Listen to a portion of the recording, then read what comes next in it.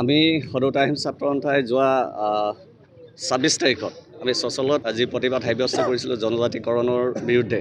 ইয়াৰ পিছতে আমাৰ এখন কাৰ্যনিৰ্বাহক সভা অনুষ্ঠিত হৈছিল আৰু সেই সভাতে আমি কেইটামান গুৰুত্বপূৰ্ণ সিদ্ধান্ত লৈছিলোঁ। এই সভাৰ সিদ্ধান্ত অনুসৰি আমি টাই আহিম ছাত্ৰ সন্থাৰ এখন কৰ্ণধাৰ সমিতি ৭জনীয়া এখন কৰ্ণধাৰ সমিতি সভাপতিক আহ্বায়ক হিচাপে লৈ কৰ্ণধাৰ সমিতি আমি গঠন কৰিছিলোঁ আৰু প্ৰতিষ্ঠাপক সভাপতি প্ৰমোদ বৰুৱা আৰু অৰুণ গগৈক লৈ। আৰু ইয়াৰ পিছতে আমি ১৭জনীয়া এখন কৰ্ম নিৰ্ধাৰণ সমিতি আমি টাই আহিম ছাত্ৰ সন্থাই অনাগত দিনত কেনেধৰণৰ কাৰ্যপন্থা হাতত ল'ম এই কৰ্ণধাৰ সমিতিক আমি সেই আমাৰ বৰ্তমানৰ সভাপতি বসন্ত গগৈকে আহ্বায়ক হিচাপে লৈ আমি ১৭জনীয়া এখন প্ৰতিখন জিলাৰ পৰা আমাৰ প্ৰতিষ্ঠাপক আৰু প্ৰাক্তনসকলক লৈ এখন সমিতি নিৰ্ধাৰণ কৰিছোঁ। আমি কেনেধৰণে আগবাঢ়ি যাম, কেনেধৰণে কাৰ্যপন্থা গ্ৰহণ কৰিম আৰু কেইটামান আমি সিদ্ধান্ত লৈছিলোঁ যে সেই সিদ্ধান্ততে আমি টাই আহোমসকলক জনজাতিকৰণ কৰাৰ সম্পৰ্কত ১২ তাৰিখে সমগ্ৰ জিলাত আমাৰ অৱস্থান ধৰ্মঘট হ'ব আৰু ইয়াৰ মাজে মাজে আমাৰ এনেকুৱা ধৰণৰ প্ৰতিবাদী কাৰ্য হৈ থাকিব।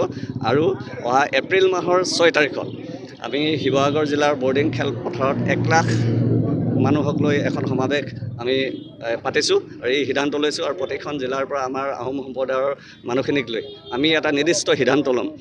খিলঞ্জীয়া জনগোষ্ঠীৰ কথা কৈ শাসনৰ গাদীলৈ অহা হিমন্ত বিশ্ব শৰ্মাই যে খিলঞ্জীয়া বিৰোধী যি স্থিতি গ্ৰহণ কৰিছে ইয়াৰ বিৰুদ্ধে আমি সজাগতা সৃষ্টি কৰিছোঁ আৰু ক্ৰমান্বয়ে আমাৰ গাঁৱে গাঁৱে পঞ্চায়তে ঘৰে ঘৰে এই বাৰ্তাবোৰ যাব যে আহোম জনগোষ্ঠীক যি জনজাতিকৰণৰ মৰ্যাদা বিচাৰি আন্দোলন কৰিছোঁ এই জনজাতিকৰণৰ মৰ্যাদা কেৱল নিৰ্বাচনী ইছ্যু হিচাপে তেওঁলোকে ব্যৱহাৰ কৰি আছে। ইয়াৰ প্ৰতিবাদত আমি যি গণসমাৱেশ আমি আয়োজন কৰিছোঁ গণসমাৱেশৰ জৰিয়তে তেওঁলোকক আমি প্ৰত্যাহ্বান জনাম আৰু লগে লগে লোকসভা নিৰ্বাচনত আমাৰ এটা নিৰ্দিষ্ট সিদ্ধান্ত থাকিব।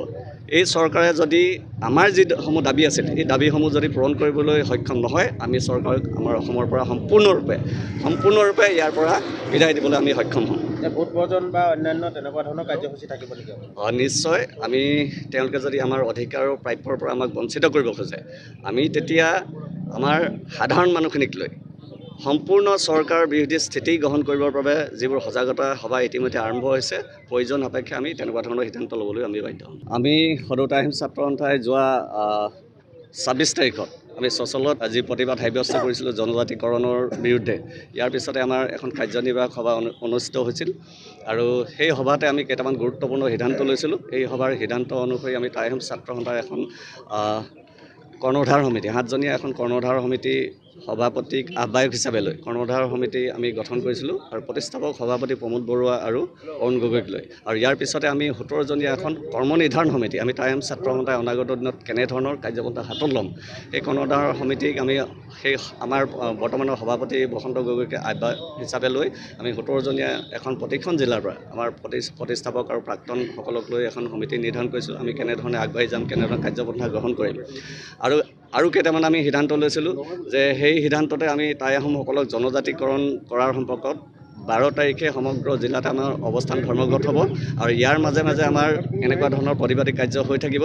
আৰু অহা এপ্ৰিল মাহৰ ৬ তাৰিখত আমি শিৱসাগৰ জিলাৰ বৰ্ডিং খেলপথাৰত ১ লাখ মানুহক লৈ এখন সমাৱেশ আমি পাতিছোঁ আৰু এই সিদ্ধান্ত লৈছোঁ। আৰু প্ৰতিখন জিলাৰ পৰা আমাৰ আহোম সম্প্ৰদায়ৰ মানুহখিনিক লৈ আমি এটা নিৰ্দিষ্ট সিদ্ধান্ত ল'ম।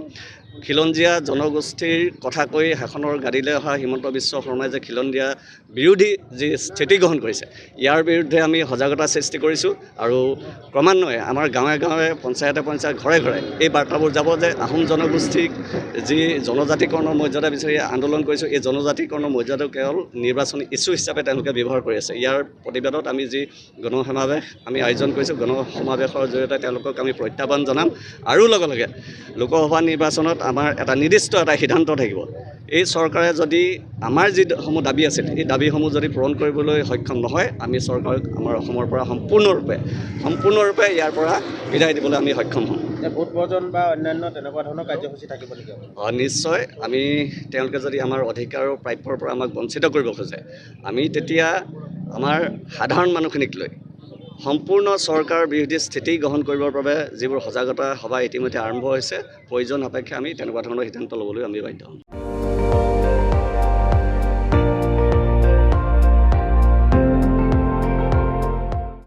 আপুনি চাই আছে ND24 সৰ্বশ্ৰেষ্ঠ নহয় সৰ্বোত্তমৰ দৌৰ।